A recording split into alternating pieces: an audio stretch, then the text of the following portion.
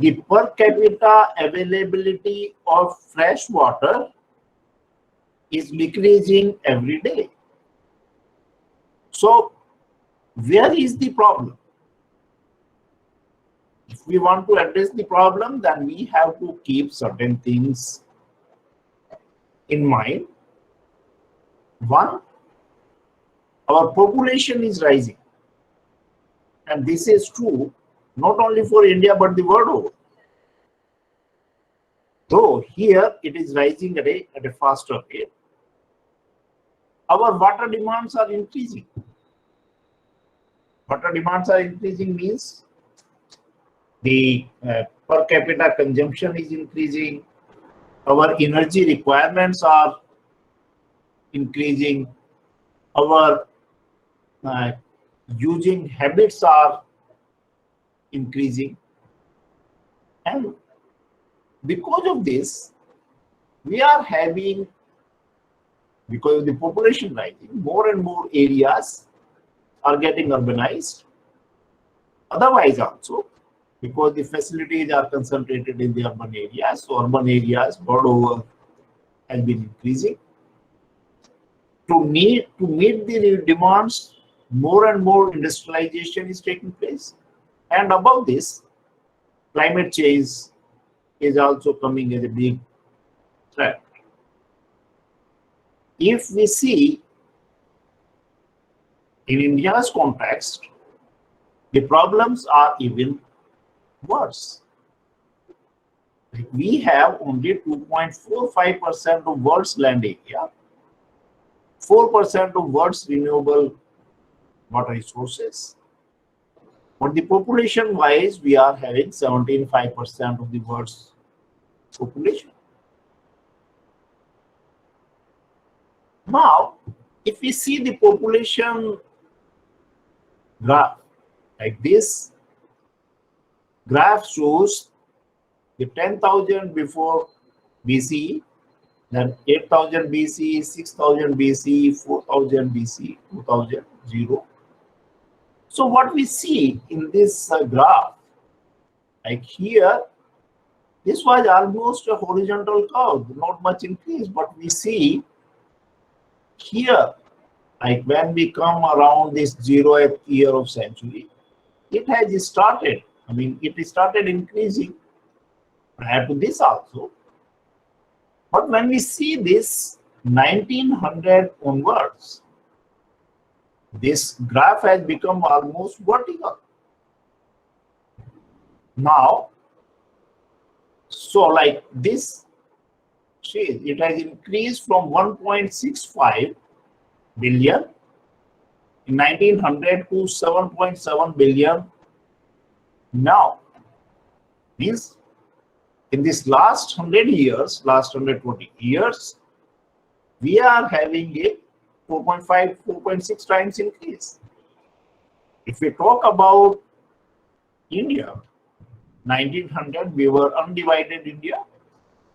The population was only 23.8 crores. And now, this is 176 crores. Like if I add the population of India, Pakistan, Bangladesh, and I call it undivided India, there is increase of 7.4 times. This means like the per capita availability of fresh water in India is decreasing at a much faster rate as compared to the world average. Now, let us see like this increase in the water demands. Increase in water demands, like in 1901, we were around some 600 billion or so.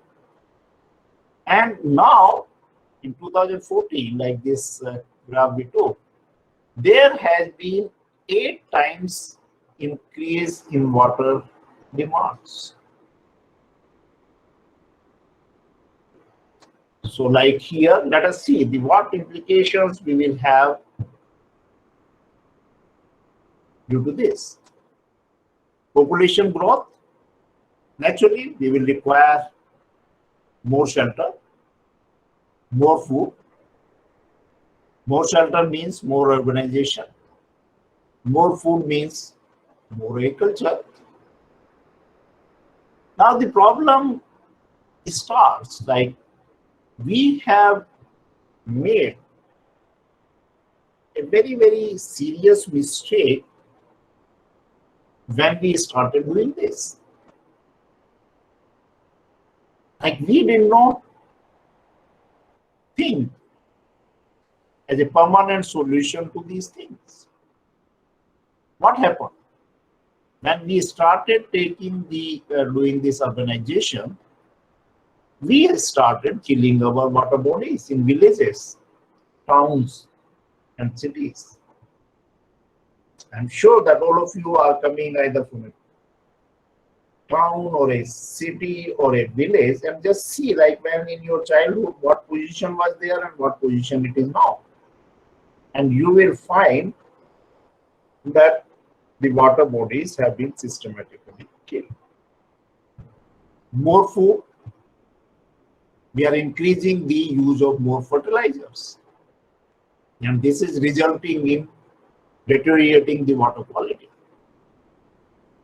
There is more increase in demands for consumables, more industrialization, and more deterioration of environment.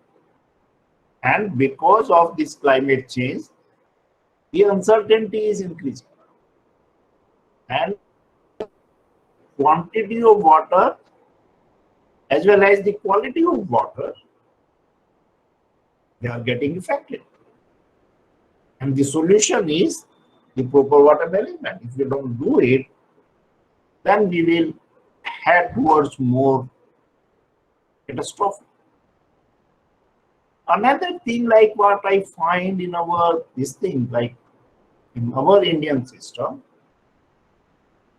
there are four things which should be interrelated, but somehow we could not develop very, very strong interfaces. And these things are the society, education, research, and industry. Almost these four pillars, they are developing in their own direction without having a very strong interface.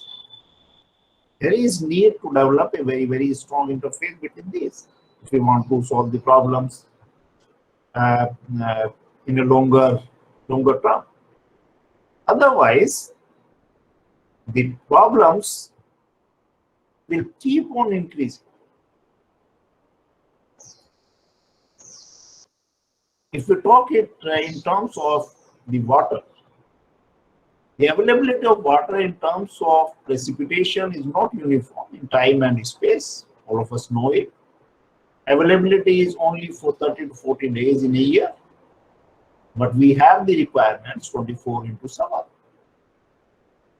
Availability is for 1% of the time and demand is 100% of the time, as water is required for agriculture, domestic use, industrial use, thermal power plants, hydropower plants, environmental flow in rivers, mining, livestock. So what is the solution? Solution is store the water where and when it is available and transfer it to the place where and when it is required. So that means in handling these problems, in order to meet the demands, the storage and transfers are inevitable. That means the hydraulic structures like dams, barrages, weirs, canals, drainage systems, their proper design comes into play. Like I would like to add here that India, we have more than 95,000 small, medium, and large dams.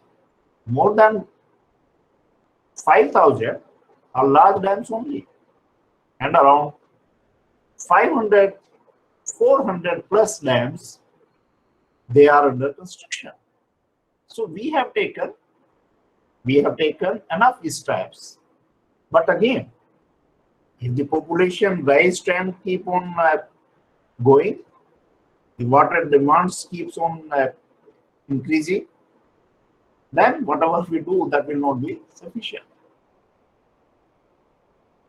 Now, if we talk about the urbanization, some facts are 55% of India's population would be in urban areas by 2030 and go up to 65 to 70% by 2050.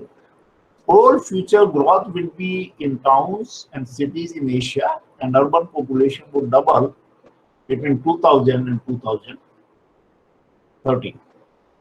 Census 2001 figured were 285 million people in 35 metro cities of India and is estimated to cross 600 million with 100 within 100 metro cities in 2021. Now, this urbanization should be well planned, otherwise we will head towards major catastrophe. Now, even without climate change, the problems, the hydrological problems were very, very complicated. With climate change, the situation has become more complex. But again, this is a reality. The temperatures are rising, the geographical and temporal patterns of the rainfall, they are changing. Now, in general, climate change in simple terms is described as a change in the average conditions, such as change in temperature and rainfall in a region over a long period of time. There has been natural fluctuations in the climate, but scientists and research indicate that temperatures are now rising faster than at many other times. This is resulting uncertainty in estimation of extreme events. Now, like we have seen that, okay, the storages and transfers are inevitable. They will have to be done. For that, we will require the proper estimates, hydrological estimates. Now, if the uncertainty is increasing, what does that mean? This means we will be requiring more data to develop the same confidence in our estimates. Now, also, like if we talk of this climate change, the earth has been getting warmer in past 50 to 100 years due to human activities, greenhouse effect. Certain gases in Earth atmosphere block heat from escaping out. So this means, like on the Earth atmosphere, on the Earth, we get the short-term radiations, short-range radiations, and the long-range radiations. The short-range radiations which are coming from the sun, they are coming. But the long-range, the long-wave radiations which are going out from this, they are getting blocked in the atmosphere itself. They are not able to escape out. So human activities like burning fuel, etc., are changing the natural greenhouse. These changes cause the atmosphere to trap more heat than it used to be, leading to a warmer Earth. Land use, land cover are also changing.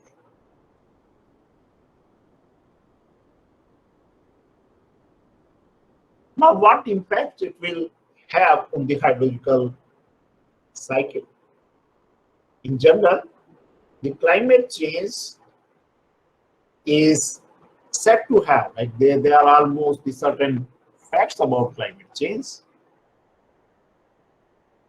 Because of this, there is increase in annual precipitation, increase in atmospheric vapor, increase in frequency and intensity of precipitation extremes, increase in snow cover, increase in melting of ice, increase in sea level rise, increase in evapotranspiration, decrease in soil moisture, changes in geographical patterns of rainfall, spatial and temporal variability of rainfall that has increased.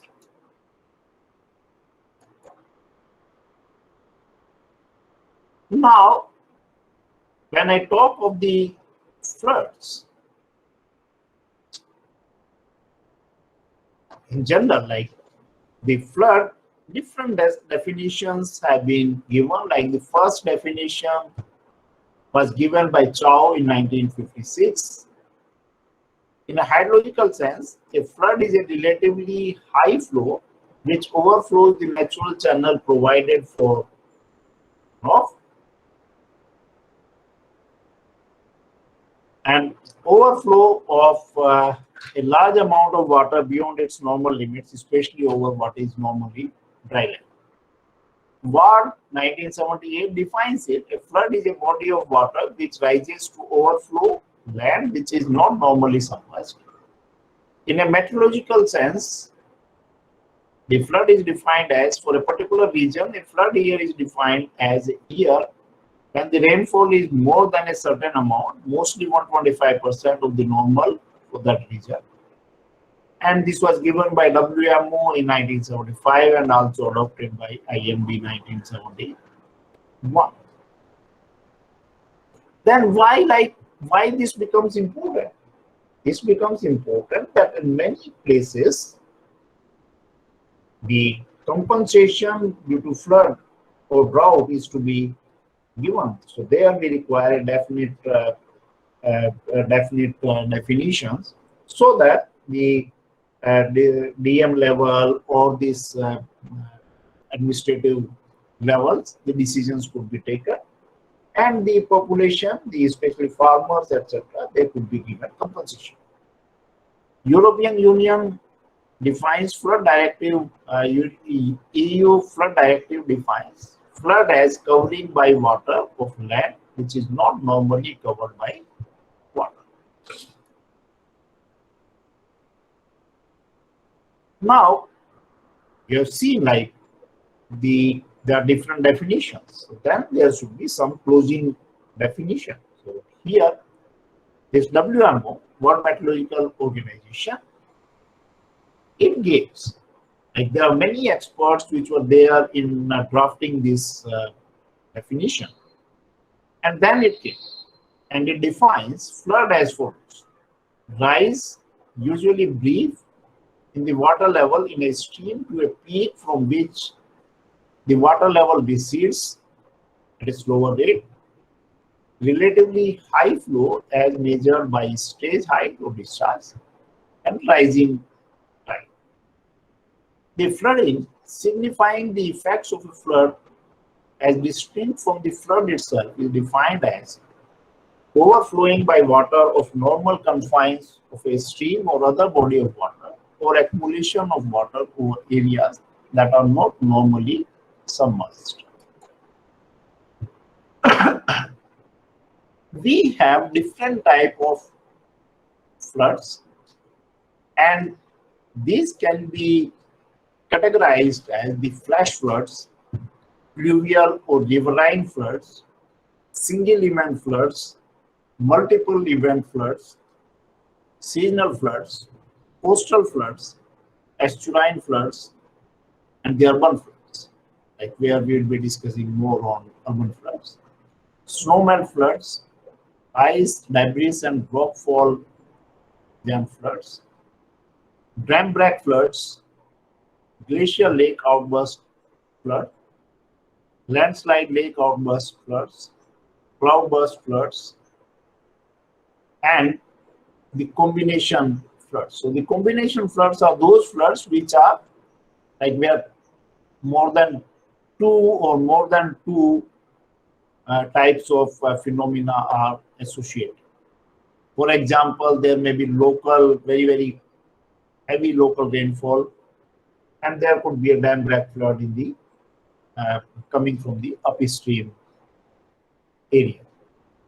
So now the flash floods, which are very, very common in the mountainous areas, the time to peak is less than 6 hours. Like if we see a hydrograph, which is a plot of discharge versus time, the discharge in the river, it increases, attains a peak value, and then it recedes, and then again come to the normal. And this total time, which is from rise to the end of this, where it becomes normal flow, that is called the base of the hydrograph. So in case of flash floods, this time to peak is very, very less. And that is possible only when the velocities are very, very high. And the velocity, since we know, it varies with the slope. Higher slope, you will get higher velocities, and lower slope, you will get lower velocities. In hilly terrains, these flash floods are caused by thunderstorms, and duration may be as small as 15 to 30 minutes sometimes. And flash floods are frequently associated with violent convection storms of a short duration falling over a small area. Flash floods can occur in almost any area where there are steep slopes, but is most common in mountainous areas which are subject to frequent severe thunderstorms. Then also very common, the heavy rainfall floods. The rainfall area can vary from 500 square kilometers to 4 lakh square kilometers, and point rainfall may range from 40 to 80 centimeters per day. Like when we say, like especially during the monsoon, the areas could be very, very large as well. Like the Uttarakhand floods, these 2013 floods, if we talk, like there were heavy rainfalls in the in this Almora region also, and also this our Kumayu region also. So such heavy and widespread rains can produce severe and destructive flood. During rainy season in India, heavy to very heavy rainfall for several days are caused by penetration of tropical storms arising from the Bay of Bengal and the Arabian Sea. And like you, most of us remember the Mumbai flood 2005, where the rainfall was very, very high in a single day of the level of 80 centimeters. Uttarakhand floods 2013, we know, where more than 10,000 people they died. Then, like there are coastal floods. So coastal floods, there are storm surges and high winds coinciding with high tides are the most frequent cause of this type of flooding. A storm surge is a large dome of water of 180 to 100 kilometer wide and 4 to 8 meter deep that sweeps across the coastline where a cyclonic storm makes a landfall. If the surge takes place near the mouth of a river entering into the sea, the river flow will be obstructed due to the surge, resulting in severe flooding over and near the coastal areas. For example, a cyclonic storm of 19th November 1979, which crossed the Andhra coast. About 6 meter high surge killed about 15,000 people in the Krishna district. And then we are having the dam operation floods. Dam operation floods mean basically, like we know that the dams we construct for the storage of water. And then the dam safety is also of utmost importance. So many times what happens that in the downstream area there is heavy rainfall, already there is flooding. But in order to save the dam, we have to release more water. Mostly the dam will control the flood, but sometimes it may also accelerate, may increase the flooding in the downstream area. So like when this type of dam operation flood can occur. Actually, like in the dam operation, our intention remains to keep the water at FRL, to maintain the water at FRL at the end of the monsoon season. So, if the flood comes at the end of the monsoon, okay, when my water is at FRL, so that will produce a most critical condition. Like this 2013 Uttarakhand flood. It came on 16th and 17th June when the Tehri dam was almost at the lowest level. And as a result, when that flood came, it absorbed most of the flood water which was coming from the Bhagirathi and Vilangna side. Otherwise, during 2013, the flood situation at Haridwar and Rishikesh would have been worse. Okay, so that at that time it played a very positive role. But it is also possible that at the end of this monsoon, when the water level is at full reservoir level, there the safety becomes important. Safety of the dam becomes important. So there, even we may have to sometimes release the water more than the incoming water to make the space for the incoming flood. So in order to reduce this dam operation floods, minimize, this flood forecasting is very important. For example, for the Tehri Dam. Tehri Dam, even I was associated, and now we have developed a very strong flood forecasting system for the Tehri Dam.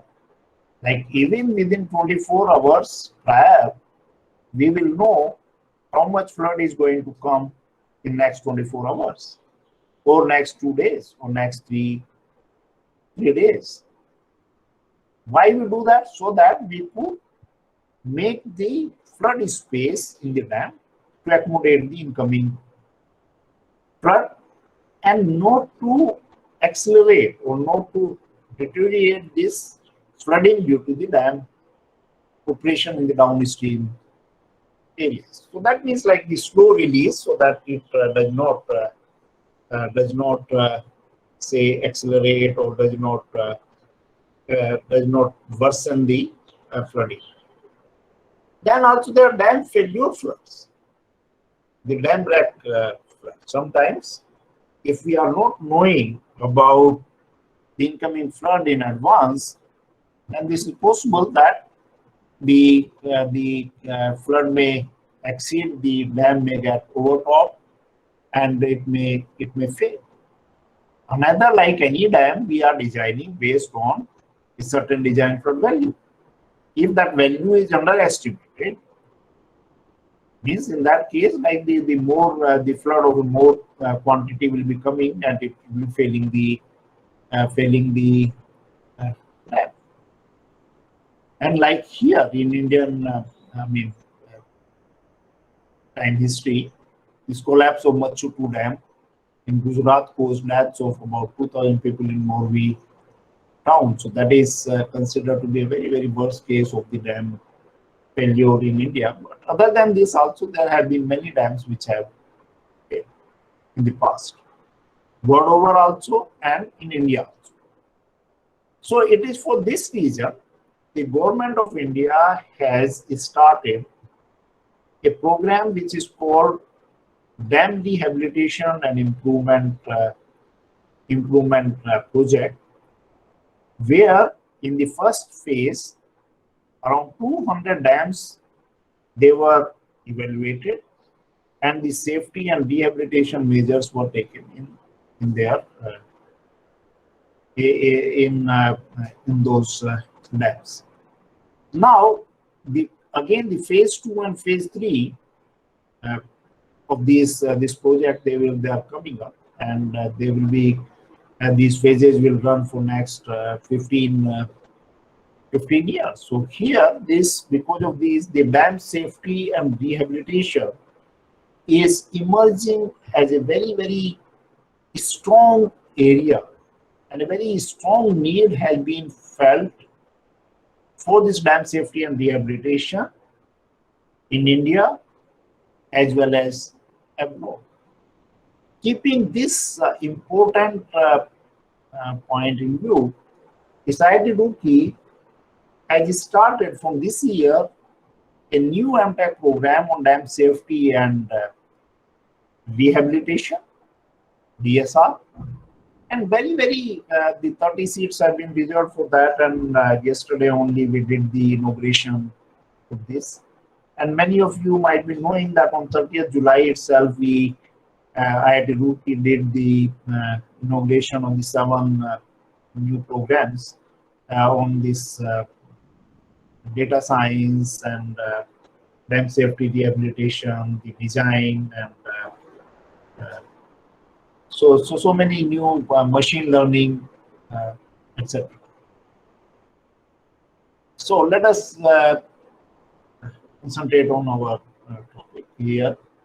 The other type of floods are the floods due to closure of city drains. So especially in the regions where river stage during floods becomes higher than the tributary levels, for example, Brahmaputra River, these city drains are provided. So city drains are very common in the areas like our Assam region, and also in the coastal regions. Also, these city drains are there, where like the city drains or these pipelines, they are provided with the one-way valves, so that the seawater may not enter in the city, to check the seawater intrusion.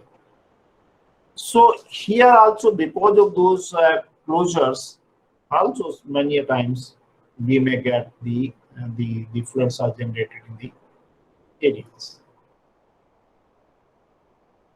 Now, if we talk about the causes of floods, the heavy rainfall associated with unusual meteorological situation, inadequate drainage congestion, drainage encroachment. Then there are tidal floods, cyclones, hurricanes, or typhoons can form over seas and may cause destruction on coastal line. Landslide-induced floods, dam break and wrong operation of gates. So I discussed a bit of it, and here again I try to summarize, highlight the main points. Then, what are the effects of floods? The roads, railway lines, and bridges, etc., are broken. Houses are wrecked. Crops are damaged. People, animals are killed. Household items get damaged. Electricity and gas pipelines supplies are cut off.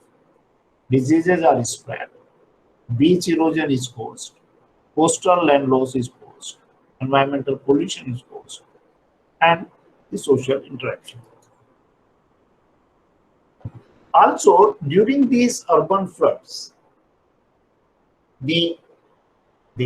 what sort of damage we have, the floods during the floods, the main casualty is because of the damage to buildings, and how this damage takes place. Like here, the high velocity of flood water leading to wall collapse due to under-scouring, collapse of earth roof building due to saturation, collapse of tile roof buildings due to inundation, and extensive cracking of walls due to differential settlements.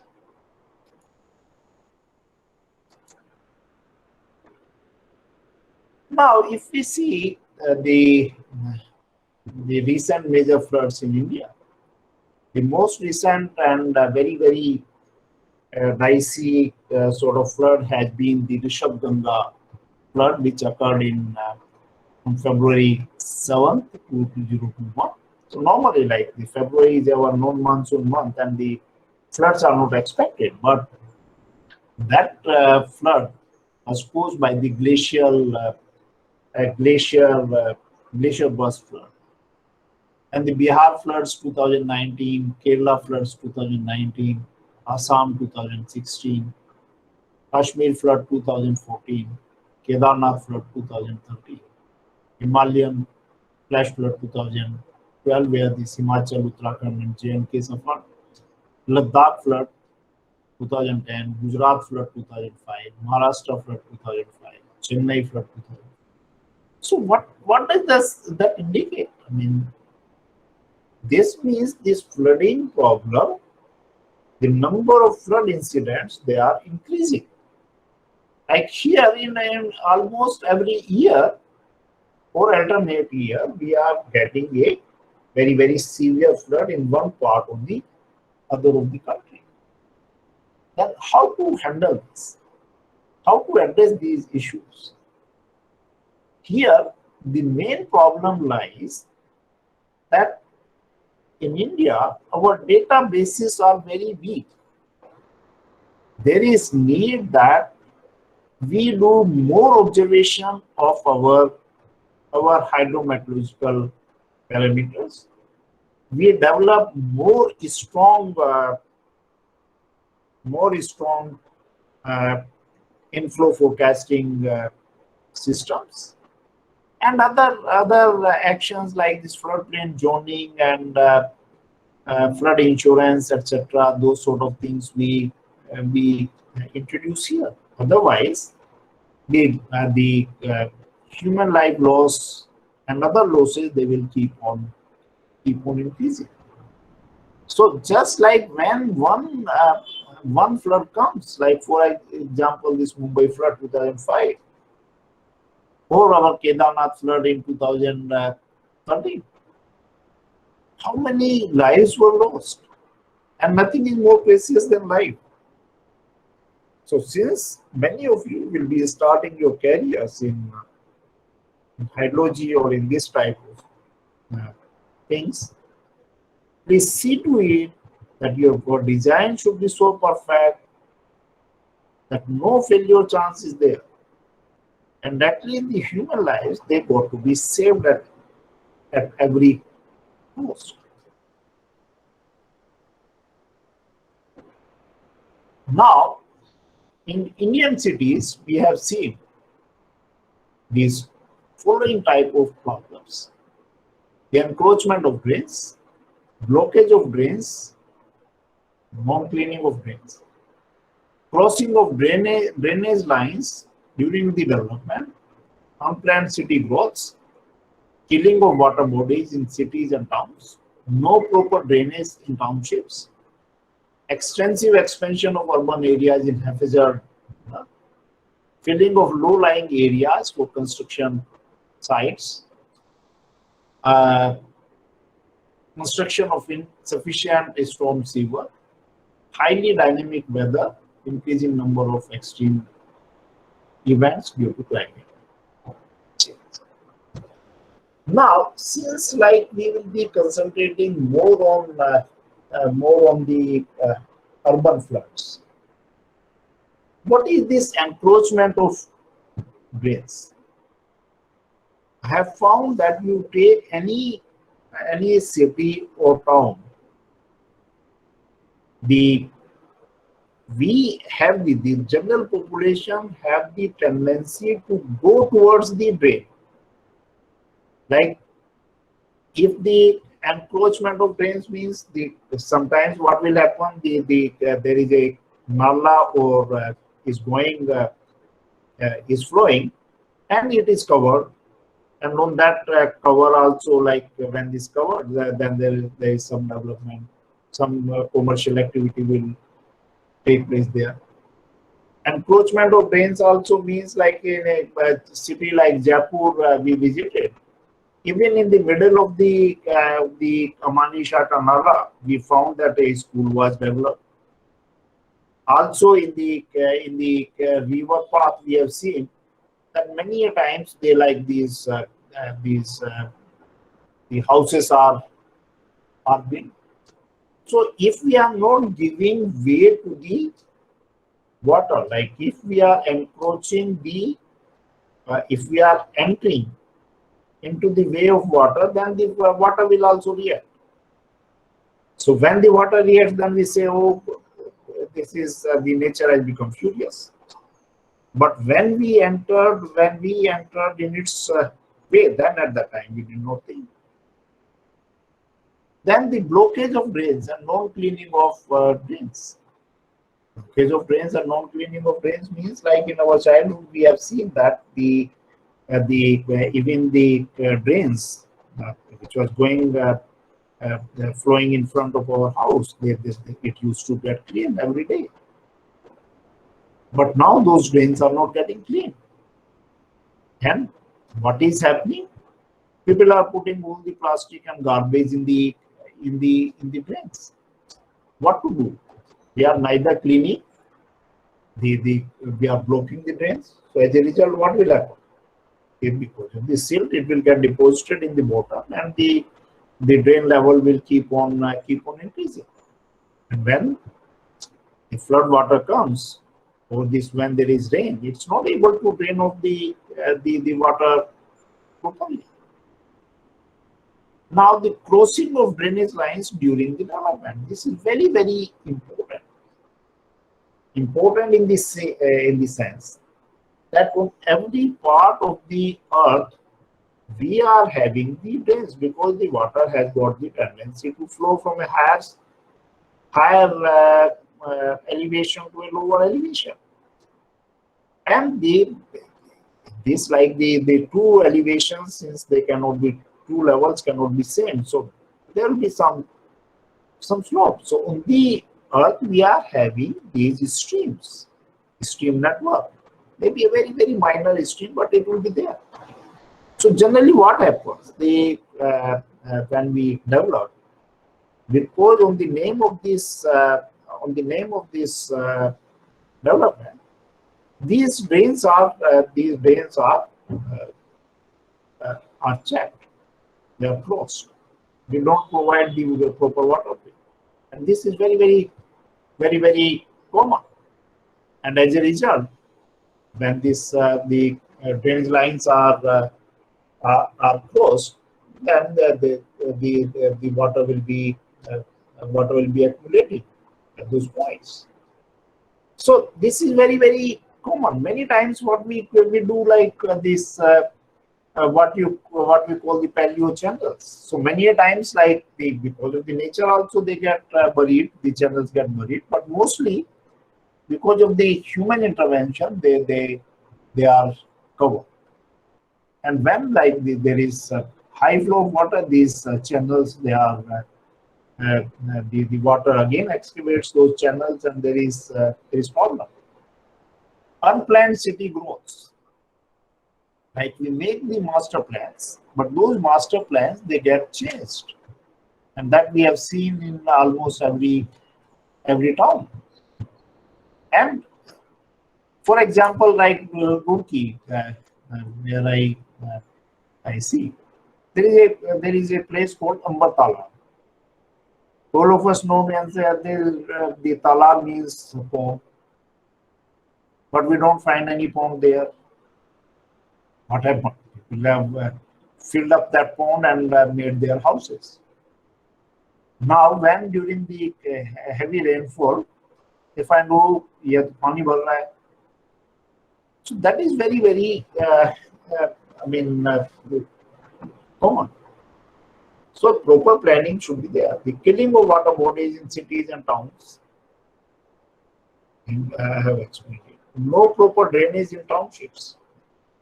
Like many, many societies and townships have come. So when these townships, they are clear, they come for the environmental clearance.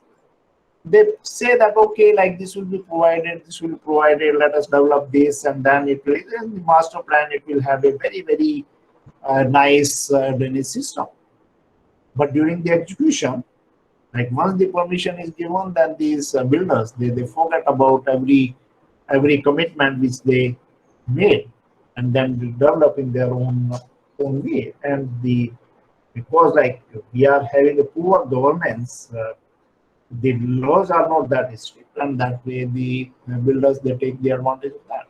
And that's what happening in the, you would have heard these Noida, Greater Noida, like many builders, they have been blacklisted, and the other authorities have taken up their societies for completely. Extensive expansion of urban area in haphazard manner, like people they find that's what has happened in Gurgaon.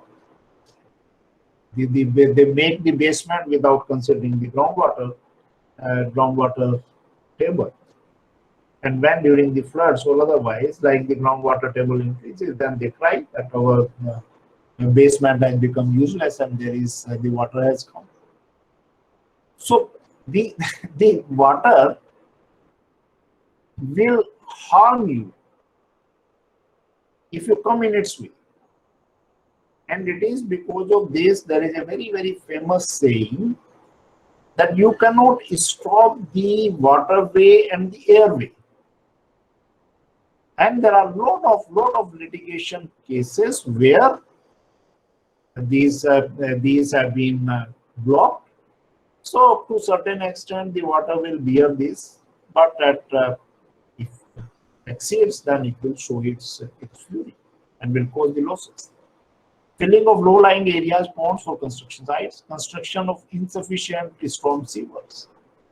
Insufficient storm sewers means many a times like these are the sewer lines, they are under designed also, and sometimes like they are not sufficient, so the water is not really able to drain off.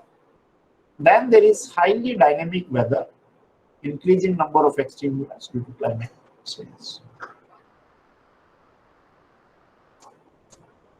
Now, with this, I have completed the first part of this, and here I would like to take a break of maybe 15 minutes, and then I will start my lecture after 15 minutes. But in the meanwhile, I will give you a task that write a short note on the hydrological problems of your area, of your city or town or your village, because that I feel very, very important. Unless you yourself do not concentrate on your problems, no one else will be able to concentrate. And the God has given the power to all of us to, if we look at the problem very, very critically, then we are also able to find the solutions.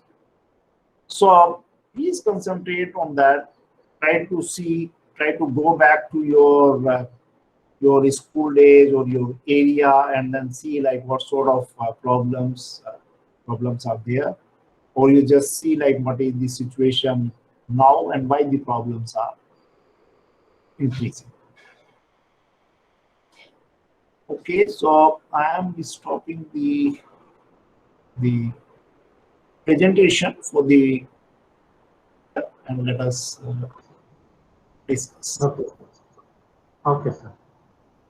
Okay, Shiva Prasad, is it okay? Yes, sir. Yeah, it's fine. It's fine. So let's meet at 10:15, and meanwhile, you just whatever that assignment is there, Professor, you just think it on that one, work on that one, and you can have a small 10 minutes break.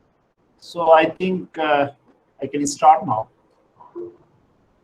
Friends, I welcome you again in my lecture on design flood estimation overview. As you know, we are having many methods for design flood estimation, and historically, if we see the pre-independence, we were having, or before this, even when this unit hydrograph theory was given in 1932, before that, much before, the empirical formulae were being used. After that, the rational formula was developed. Then these envelope curves and the statistical method based on flood frequency analysis, deterministic method based on unit hydrograph theory, and the hydrometeorological approach.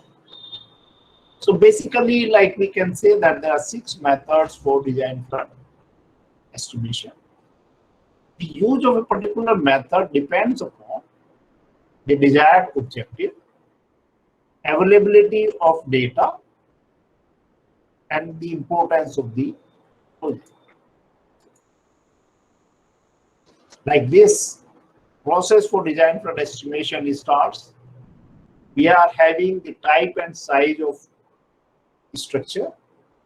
Means like whether this is a weir or a barrage or a small dam or a medium dam or a large dam, or this is a city drain or the bridge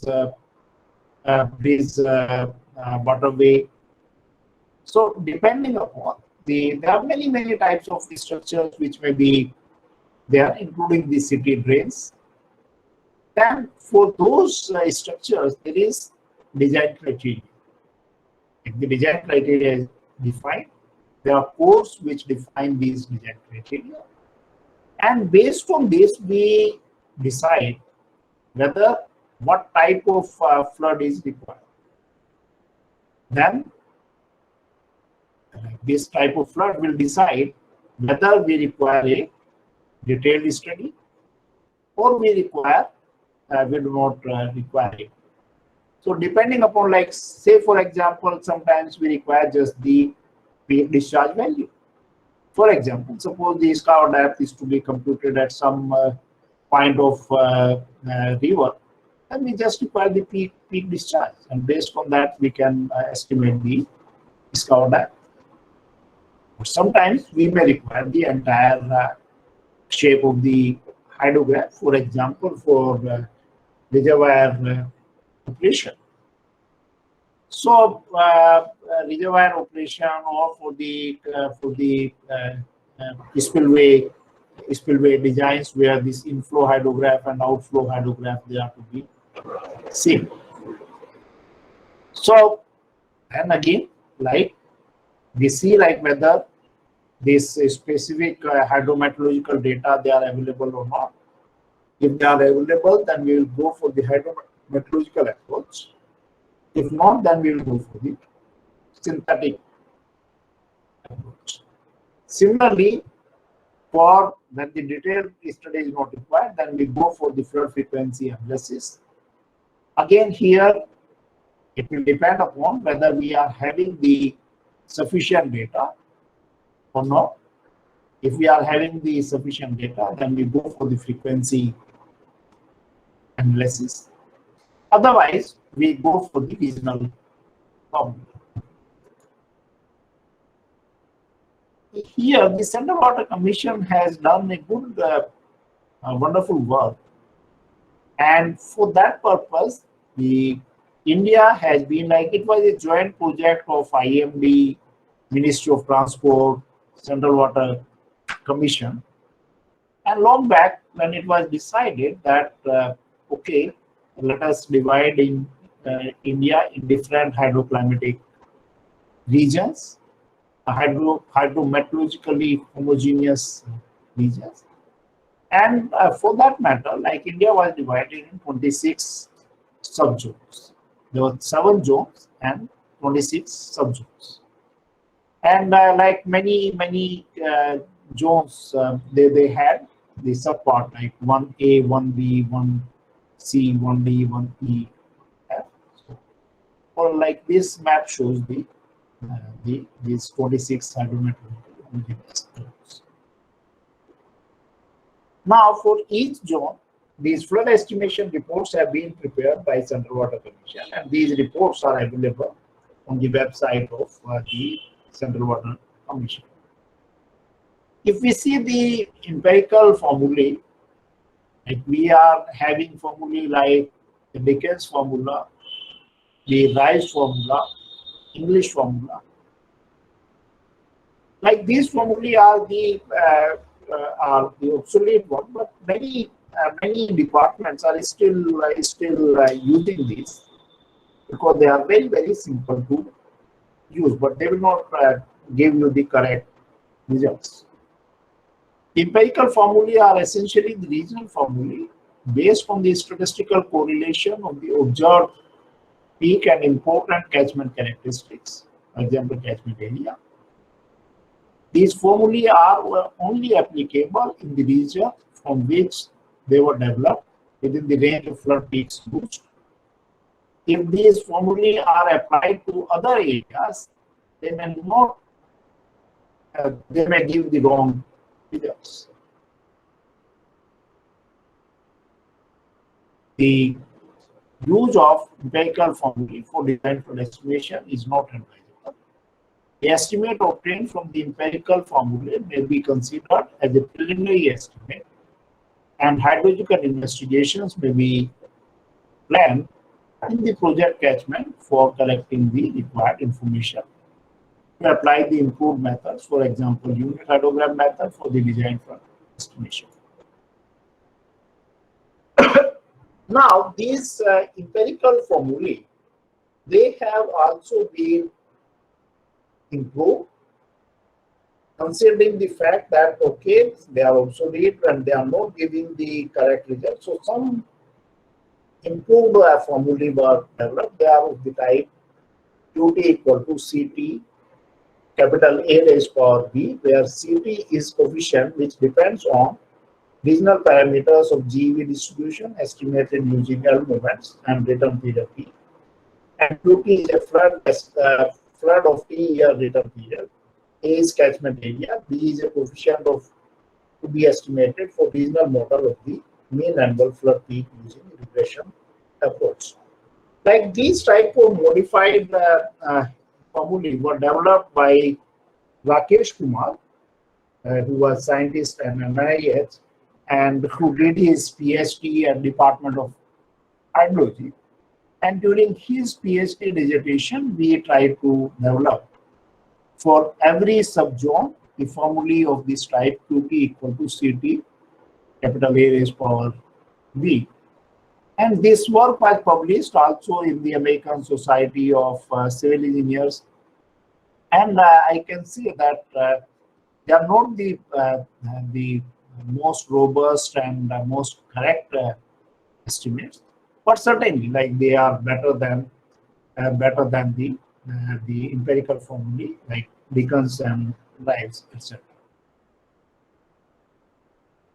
Also, Central Water Commission has developed these regional flood formulae tables, like the table 4.1. If you see the master chart which I showed, that these regional flood formulae for different subzones they have been given, like, and they are coefficients 225, 250, 200, and in general the formula is of this type: QT equal to A capital A raised power B to S capital S raised power C R T raised power D and divided by L raised power E L C raised power F, and then like these coefficients are explained. So without any problem, like this table can be used. Then also envelope curves have been developed and they are very much used in flood estimation. What is the envelope curve? Envelope curve shows a relationship between the maximum flood flow and drainage area.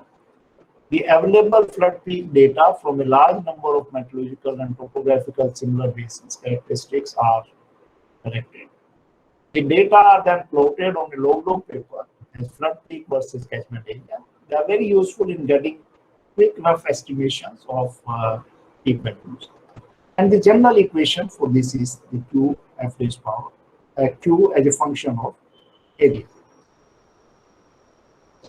In early 50s, Commerson and Carpo collected data of various Indian rivers and drew two envelope curves, one to suit basins of southern India and the other for those of northern and central India.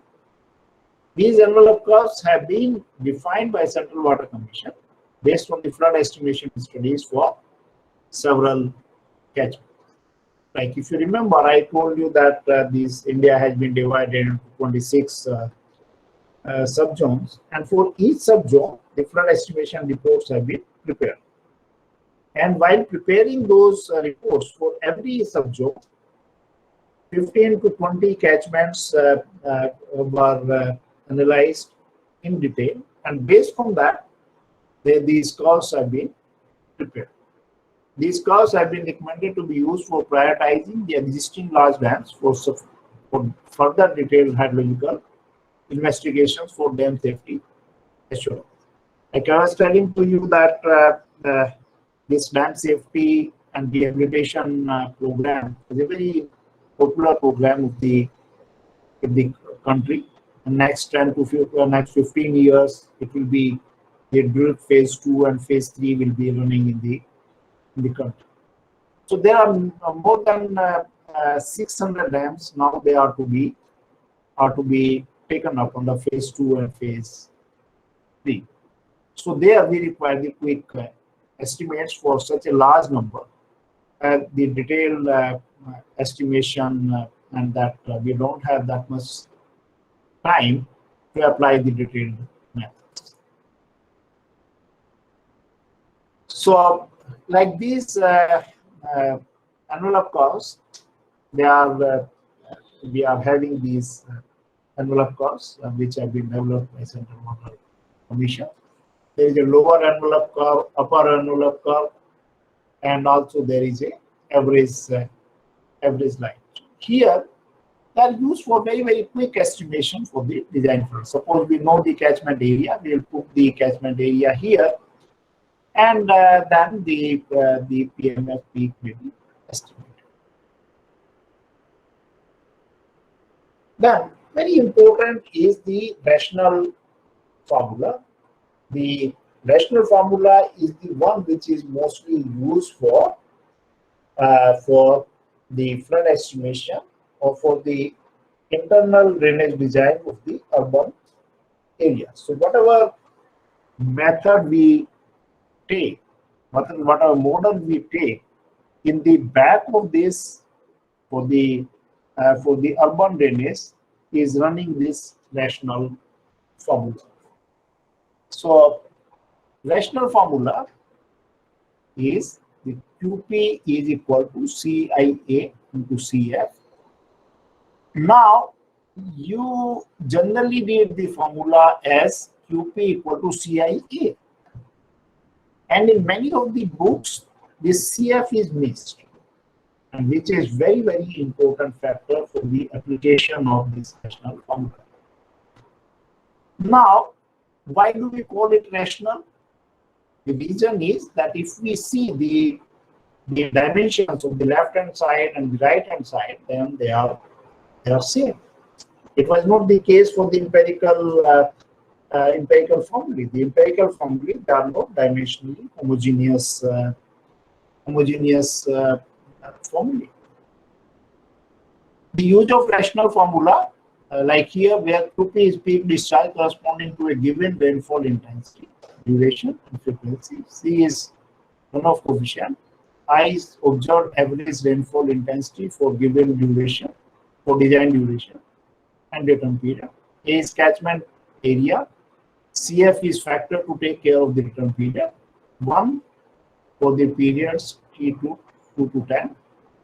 The use of rational formula should be restricted to small catchments, as the formula is based on the assumption of isosceles triangle hydrograph, which is strictly valid only for small catchments.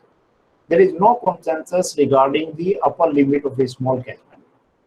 The current trend is to use 1.35 to 2.5 square kilometer as the upper limit for the applicability of the rational method. However, there is no theoretical lower limit in catchment size small as 1 hectare may be analyzed by the rational formula. And here, these standard tables, they are there, which give the values of C. And like here, this is the general description and the type of like asphalt paving or lawn or what type of land cover is there. Then this the value of C can be selected without much problem. There is not much problem in selection of this. Now, so far as the CF is concerned, one thing we have to keep in mind, that's this multiplication of C and CF, it should not be more than 1. Like this C and CF, they represent integrated effect of catchment losses. Depends on nature of surface slope and rainfall intensity. It may vary from 0.05 to 0.95. There is a large variation depending upon the level of imperviousness of the surface. Flat sandy soil and loamy soil, it may be of the order of 0.05 to 0.1, and for streets, it could be 0.7 to 0.95. Also see the function of return period. That is why CF CF has been used in the formula. Like for the return periods 2 to 10 years, the CF is 1. 25, the CF is 1.1. 50, 1.2, and 100 years, this 1.25. Again, there is a condition that the multiplication of C and CF, it should not be more than 1. Now, also like there are two things in the formula, which was CIA. Like the coefficient C, it can be selected from those tables which are given. CF can be estimated, like if you know the design return period, and catchment area, no problem. It can be estimated without any problem. Here, what is important is the estimation of I. What value of I take? So what you see here, this is a intensity, duration, frequency curve. And in this intensity, duration, frequency curve, like we know that the intensity of the rainfall, it varies with time. This graph is exponentially decaying curve. And higher return period, the higher will be the rainfall intensity, and so on. So here, this I is picked up from this graph. Like for example, this duration depends upon the time of concentration of the catchment, and we can see that once the duration is known, then the capital T is also known, then we can estimate what is the value of I. And for estimation of time of concentration, there are various formulae, like one is the Snyder and Lindsley formula, and then the Kipich formula, which can be applied to get the value of PC, and then we can know the value of I. Then again, the rational, this rainfall intensity, many times we may not have the intensity, duration, frequency curve, because for the intensity, duration, frequency curve, we will require the data of SRRG. There, this rainfall intensity, these have been sort of regional formulae which have been developed based on the analysis of past data, which are of the type I equal to A T raised power X over TC plus A raised power N. This simply means that higher the return period, capital T, higher will be the rainfall intensity, and higher is the duration of the time of concentration, then the lower will be the intensity of rainfall. And many times we may require this conversion of the larger duration rainfall intensity to the smaller duration rainfall intensity. So there, this formula is will be helpful. Here, I have tried to give you one example of a rational formula, like how to apply this. Suppose we want to estimate this QP. Catchment area is 20 hectares, time of concentration is 20 minutes, and then I comes out to be 120 millimeter per hour, and capital C is 0.6. Then if we put these values, then we can see that this QP comes out to be 4 meter cube per second.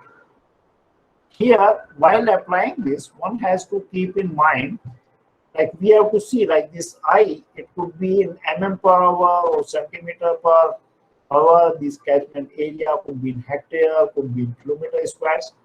So this coefficient 1 by 3.6, this coefficient should always be estimated from the units of I and A. Like this will always not be 3.6. 3.6 will come only when I am using this mm per hour and catchment area in hectares. If I convert this catchment area in kilometer square, then this 3.6 will change. Or if I convert this to centimeter per hour, then also this will change. So always there are general mistakes in applying, in taking this coefficient value, so that should not be done. Then another example I have taken for getting this TC, like here, come to keep you for L equal to 1050 meters, CA this, slope is this. So there, first we are getting this time of concentration, and from this time of concentration, using this table, I am getting this value of rainfall depth, and then the rainfall intensity, and then I have obtained this QP value.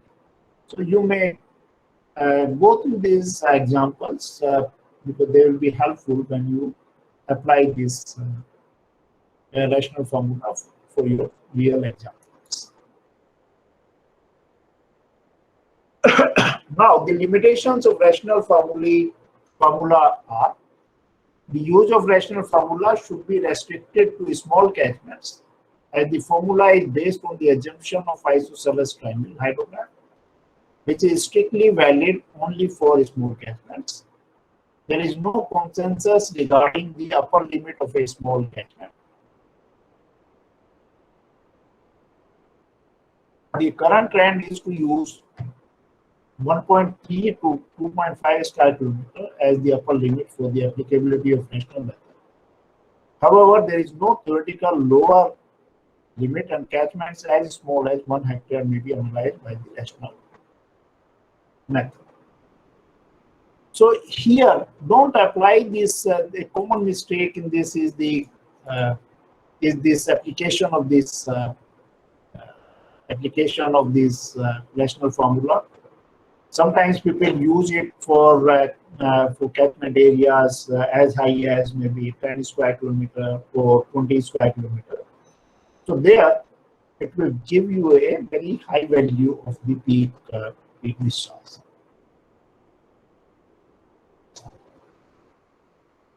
Okay, then another very important approach for flood estimation is the frequency analysis approach. And depending upon the availability of data, the flood frequency analysis approaches may be classified as at-site flood frequency analysis, at site and regional flood frequency analysis, regional flood frequency analysis, and in frequency analysis, various probability distributions are fitted to the available data, and the best fit distribution is chosen based on goodness of fit criteria. The best fit distribution is used to compute the floods of desired return periods. In general, in flood frequency analysis, there are two approaches. One is the graphical approach, and the other one is the analytical approach. In graphical approach, the data are plotted on various probability papers. Distribution of the data is selected based on the fit, that is fit line. And in analytical approach, we use this formula Qt equal to x bar plus kt into sx. And this has been given in a very, very brief here, and we require, complete set of lectures to cover this in detail. The deterministic approach based on unit hydrograph theory is another approach for flood estimation. And in brief, unit hydrograph is a hydrograph of DSRO due to unit effective rainfall occurring over the basin uniformly at a uniform rate in a specified unit duration. The requirement for this unit hydrograph for the rainfall is that it should be uniform in time, uniform in space, and it is for this uniformity in space criteria that this unit hydrograph theory can be applicable from 200 hectare to 5,000 square kilometer. And D hour unit hydrograph, where hydrograph of DSRO due to unit excess rainfall occurring in D hours. General unit is 1 centimeter or 1 mm or 1 inch. In general, in the unit hydrograph theory, the term unit is coming from the duration of the rainfall and not from the duration, not from the depth. The unit hydrograph is response of the basin to unit rainfall. It's a multiplier to get runoff from rainfall. This unit hydrograph theory is based on 3 propositions, and these propositions are constant base length proposition. This means if a rainfall of D hours duration with intensity half centimeter per hour is giving a hydrograph of capital T hours duration, then hydrograph due to 1/4 centimeter per hour or 2 centimeter per hour will also have base length of capital T hours. Proportional coordinate proposition, this means the coordinates of DSRO are proportional to the intensity of the rainfall. Principle of superposition or concurrent flow proposition, it says the hydrograph of surface runoff resulting from a particular portion of a storm is not affected by concurrent flow resulting from other portions of the storm. Total runoff is sum of runoff produced by individual portions of rainfall. Then also there is time invariance propositions. The DRH for a given excess rainfall is same irrespective of time, and this can be valid only when a storm pattern and its movement does not change with time. The physical characteristics of the watershed does not change with time. Upper limit for UH application is 5,000 square kilometer. As for larger basin, the storm centers may vary, giving same excess rainfall but different DSRO. Lower limit is 200 hectares. As in catchments below this size, the overland flow will be dominant, and rainfall runoff relationship may not be linear. Then also there is a hydrometeorological approach which is based on unit hydrograph theory and design storm, applied for estimation of standard project flood and probable maximum flood, and used for design of small, medium and large depths. Now this table is very, very important when we apply this unit hydrograph theory or this frequency analysis approach. Here, like there is a structure, and here like we have tried to give the what is a relevant parameter, like whether we have to go for the annual flood peak frequency analysis, or whether we have to go for the annual flood duration frequency analysis or annual flood volume frequency analysis, or what is like in when we say that okay we want the flood, then comes the question what flood, whether you require the peak or the entire shape, or you require just the stage of the hydrograph, or what. Now for the culverts, bridges, weirs, barrages, and surplusing arrangements for small dams, we require the peak discharge. For clearance, water clearance under bridges, culverts, flood embankments, road rail embankments, and formations, we require just the peak stage, the water level. For design of flood control reservoirs, and generally for all cases where effect of flood storage on flood moderation can be significant, for example, for design of spillway capacities and freeboards of dams, we require the flood volume and flood hydrograph. Cases where superimposition of several floods must be considered, for example, flood protection downstream from the mouth of large tributaries, or for reservoir operation during floods, they require the flood hydrograph shape. And here, like this table gives, like for what sort of dam we will require, like the dam could be a small dam or intermediate dam or large dam. Then this classification gives the like depending upon the storage and hydraulic head, we can decide whether this is small dam or intermediate dam or large dam. And then small dams, they are designed for 100 years flood, intermediate SPF, and large dams are designed for year. Then this defines the probable maximum flood. Probable maximum flood is the flood caused by probable maximum precipitation. It is generally obtained by using unit hydrograph and rainfall estimates of probable maximum precipitation. The probable maximum storm is defined as the most severe storm considered reasonably possible to occur. The ASC Hydraulics Division Committee on Hydrometeorology has suggested that the probable maximum flood is perhaps equivalent to a design return period of 10,000 years. On the other hand, the standard project flood is the flood caused by standard project storm, which is generally obtained from a survey of severe storms in the general vicinity of the drainage basin or severe storms experienced in meteorologically similar areas. The standard project flood is based on rainfall and flows that have actually been observed. The probable maximum flood is typically based on rainfall and flows that have not been observed but are theoretically possible. And here, these are the references for which gives the details of different codes that be used for the design flood estimation.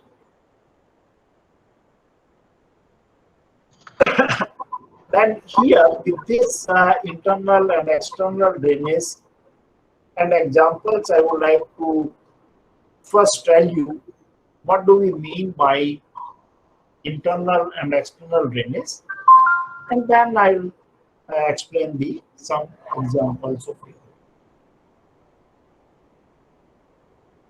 Okay, and then there is a small task which I want you to perform is how will you solve the flooding problem of your area. So with this, let me see if I could draw something and then explain this. Thank you, sir. I think there is one chart message is there. Probably you can read that one. Or otherwise, Dr. Jagdish. Mr. Jagdish, Dr. Jagdish Chinnagude.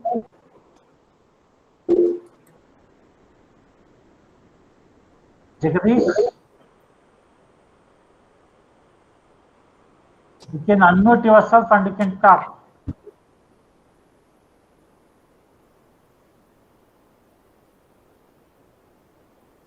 Mr. Jagdish.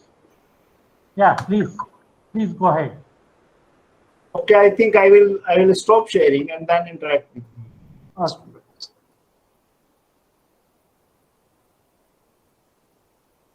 No, you please unmute yourself, sir.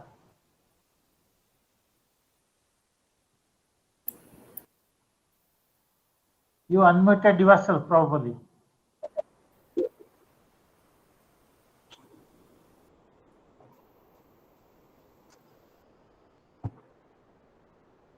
No, your audio is not there. You please check it.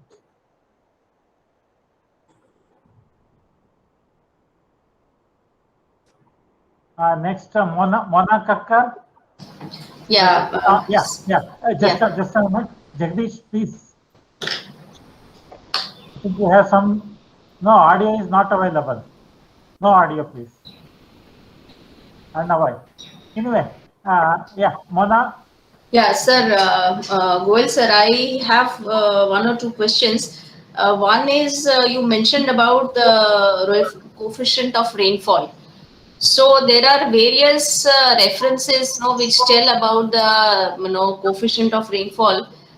No, so now in Indian scenario, what is the appropriate values for rainfall coefficients? Which reference should we adopt for that? And another one is the IDF curve. Most of the time we create IDF curve with respect to the rainfall intensities, which mostly we do not find the data. I mean, specifically if we talk about intensity at 15-minute interval, we hardly have database in India. So, going towards the methods like Gumbel's distribution and all, is it okay to go with that? Okay, I think good question. And so first is the selection of capital C. That selection of the coefficient C is not of much a problem. Like there are standard tables which are available for this. CF is also no problem, but here comes the problem: how to estimate C? How to estimate I? Okay, let me share my screen. Let us see.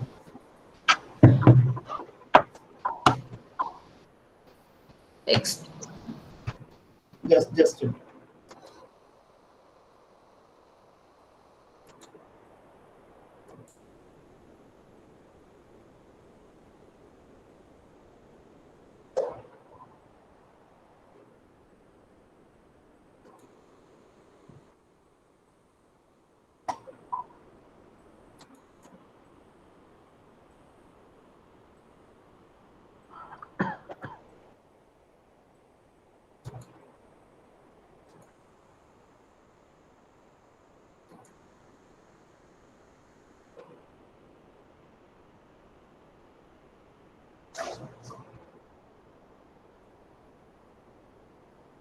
Just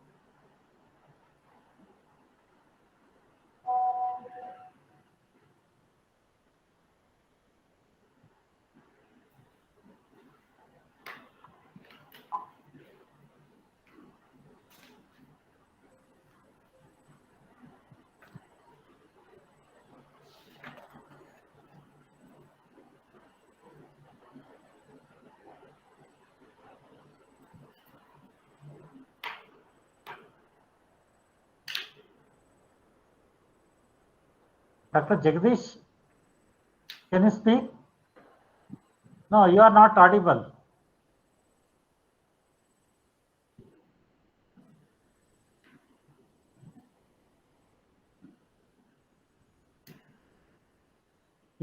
Check your speaker, please. Speaker, your speaker. Check your speaker. No, no.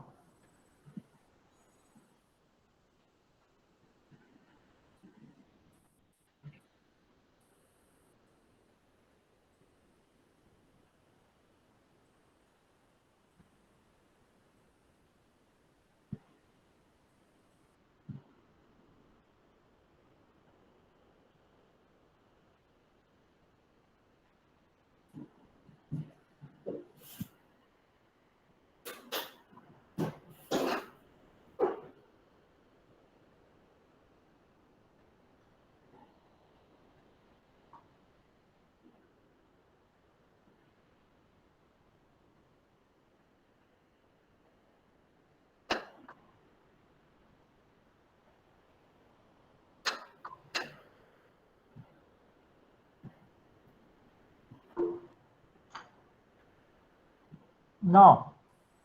Yeah, sorry, I got disconnected. Okay. Okay, so your question was like, how do we estimate this say rainfall intensity for a small duration like 15 minutes? Yeah. Sir. Okay, so for that, like either we should have the SRRG, self-recording rain gauge, where this 15 minutes interval rainfall can be obtained, or we should have the data of the automatic weather station, where this data can be obtained at 5 minutes interval or 15 minutes interval. And if nothing is available, then the IMD gives the data which is at hourly interval.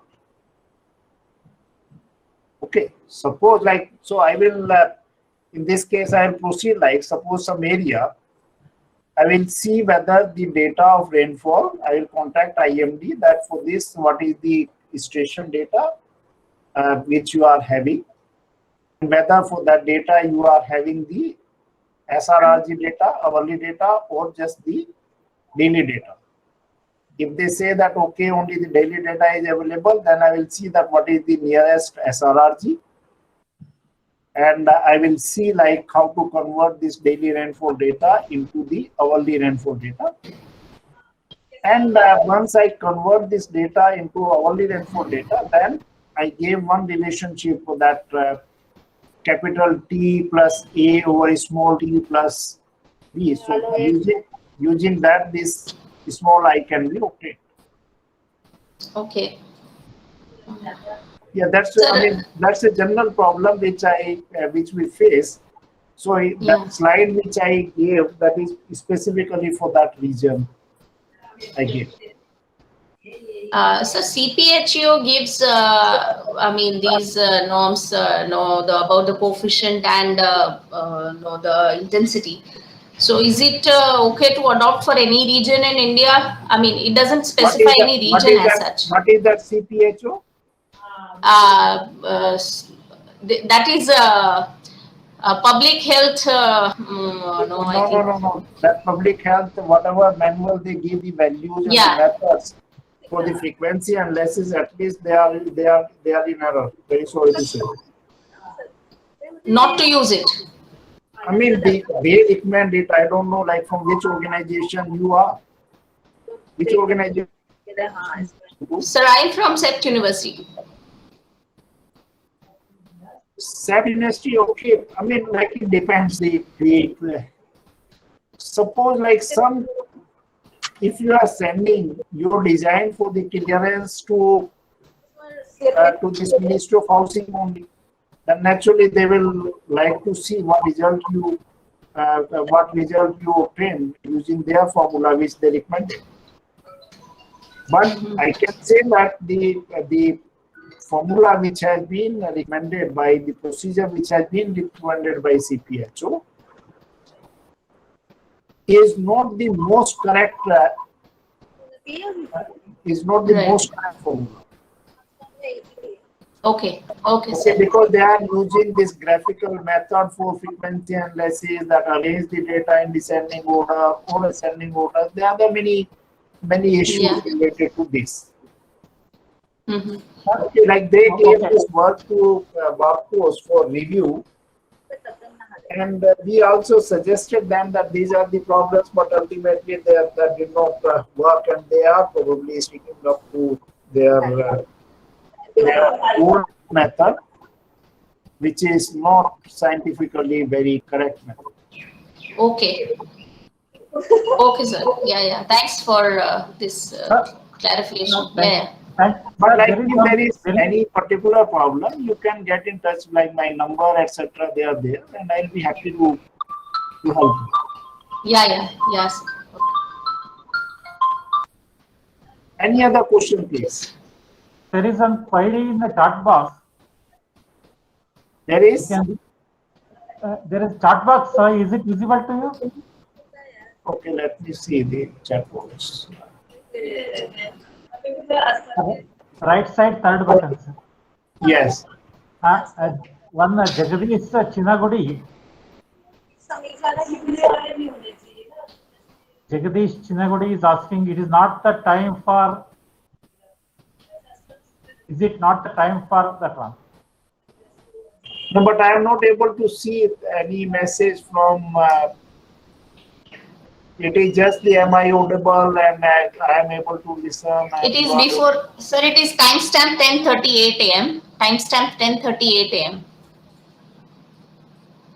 So sorry, I am not able to see that, please. ऊपर है sir, ऊपर. Okay. Because like in the meanwhile, I got disconnected at around say 10:40, and I restarted it. Sir, I will read that question. That query. Yeah, please read that. Is it not the time for having national water environmental code so that hydrology, water resources engineering can be practiced professionally better in India? That is first part. This is in the light of civil engineers or even any engineers are not considered as a profession in India. There is no engineer, there is no bill, there is no engineer's bill to recognize that, like medical council, architects council, lawyers are professions as per judicial courts. Water engineer has to go through lawyer to prove his case in point in water conflicts and disputes. Oh, it's not so. I mean, there are tribunals which are set, and the tribunals are dominated by the water professionals. But this is true that ultimately, for the any judicial matter, it will be going to a judge. Okay, so but there are tribunals. Tribunals is a very common common term. But like many times, like the matter goes to international courts also for the international disputes. So I don't know, like this, is it no time for having national water environmental code? I don't know, like how to make this. But so far as this hydrology, water resources, earthquake, and civil engineering things, they are coming.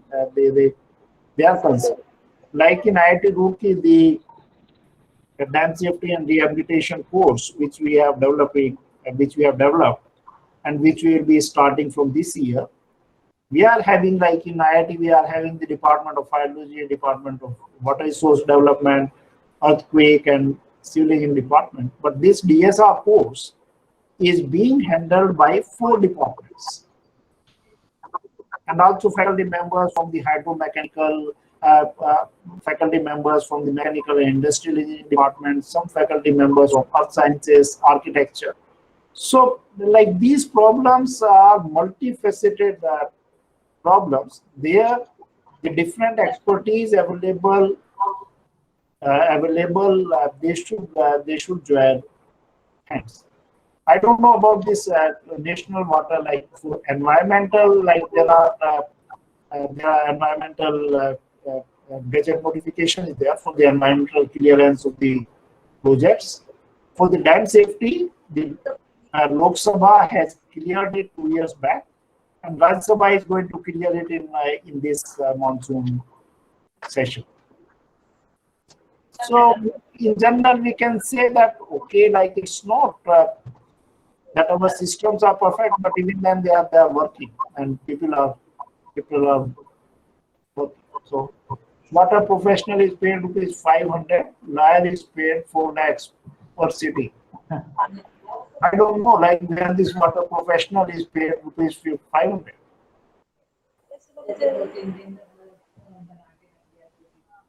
Anyway, that is fine.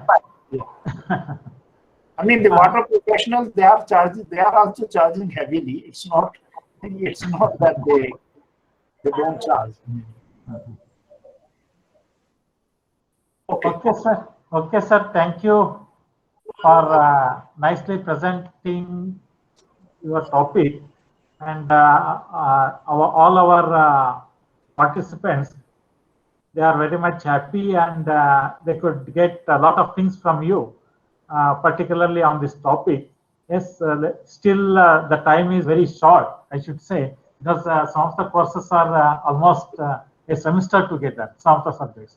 So you have given a very good highlight of the things, and thanks. Yeah, probably it was for this reason I restricted myself to the slides itself, because otherwise this complex topic cannot be completed. But I am happy the slides were quite complete. Yeah. Just last question. How to convert the daily rainfall into hourly rainfall? RK Prasad, are you here? I have given the question. Can you say a few words how to convert the daily rainfall into hourly rainfall? I mean, daily rainfall to hourly rainfall. How we do? Like if we are having the daily rainfall means we are having 8:30 to 8:30 a.m. data. So for that we require the data of the hourly data also. Normally, it is a practice to have in the rainfall network development when we do. We have almost 10% stations as the SRRG station. What is SSRG, sir? SRRG is self-recording rain gauge data. Okay, let me. I don't know. Like here, this I'm not able to use my my pen. But anyway, like I will one-to-one. Maybe I will fix up the meeting on Zoom and then can explain. You please. Sir, on a blank slide, if you hover your mouse on the lower left side, you will be able to draw it. I mean, if you click it, it will change the slide. But I think I will those this R.K. Prasad and Mona Thakkar, and maybe I can fix up a Zoom meeting. Just send me a request and then I will explain. Okay, fine, sir. Thank you again on behalf of our participants and also on behalf of our university. Thanks for delivering a nice expert lecture. And yeah, our association is quite long, I should say. I am also one of the first student of Professor Goel sir, and also we are happy that he is our PANTNAGAR University alumni, and he is a Lifetime Achievement Award, College of Technology Award winner also from PANTNAGAR University.